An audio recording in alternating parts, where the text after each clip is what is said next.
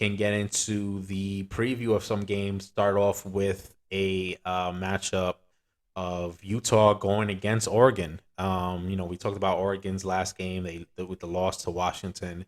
Oregon needs to get up for this game because Utah could kind of put the nail in the coffin in terms of their conference championship game hopes.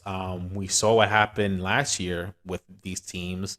Utah beat them twice, Mm, and they ran them out of the building twice. right. So, look, Utah's a great team. They, kind of look that early loss to Florida really hurt them because if they didn't lose that game early to Florida when Anthony Richardson was, really playing some of his best football in that game, Right. if they didn't lose that game, we'd be talking about Utah as a playoff team. Yeah. Um, and they have that still. I mean, their They have record, that identity. yeah, their record kind of eliminates them from that talk, but they have the same type of skills and potential there to play up to the level of some of these playoff teams. So and Oregon does as well. I mean, we kind of seen it. We didn't see it against Georgia, but we saw it against everyone else. Them look good, but yeah, this will be a hard fought out game. This is another home game for Oregon though. Oregon really has to Show up. yeah, it really has to show up. I mean, look, you lost to Washington at home.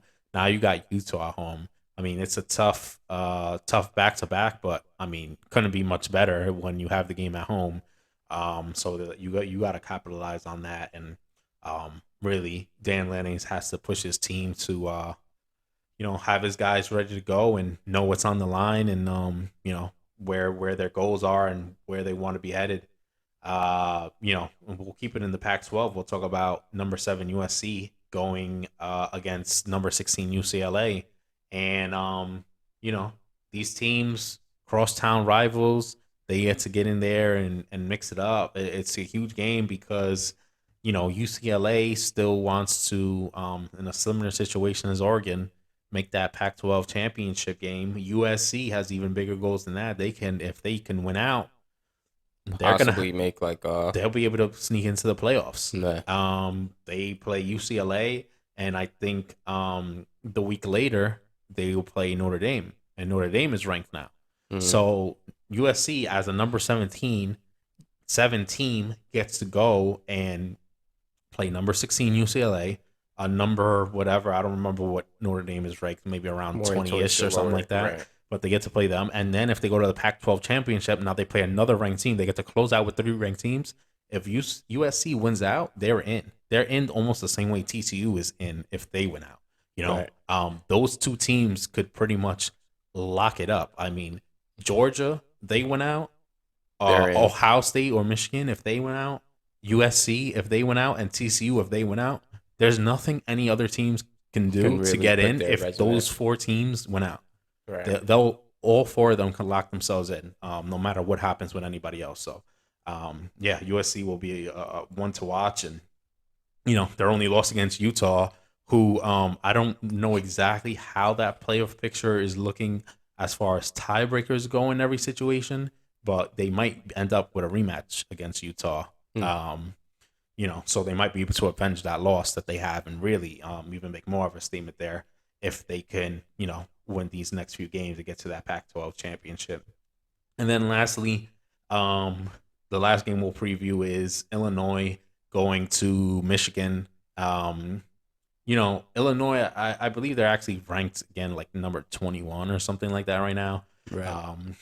After last week, but Michigan as a team, we know what they're gonna do. They're gonna dominate you running the ball, and they're gonna play good defense. Illinois this year, they have their stud running back, and they're going to look to kind of counter and do some similar things. But this is a big game for Michigan because you know Michigan obviously they need to keep winning. They need to win out. They don't have any sort of non-conference schedule where they shown any fight against a real team. They've been Right. playing a bunch of cupcakes on their schedule, which is fine if you're gonna, just keep winning and put yourself in position to win out.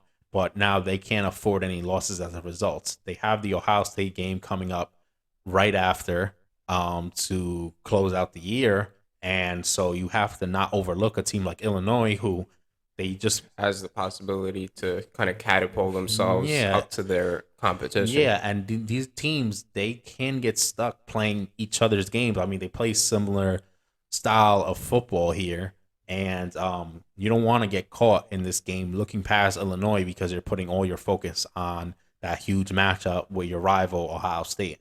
So it'll be interesting to see how Michigan handles this one. Are they able to kind of blow this one out of the water the same way they do, like, say, a Penn State or something like that?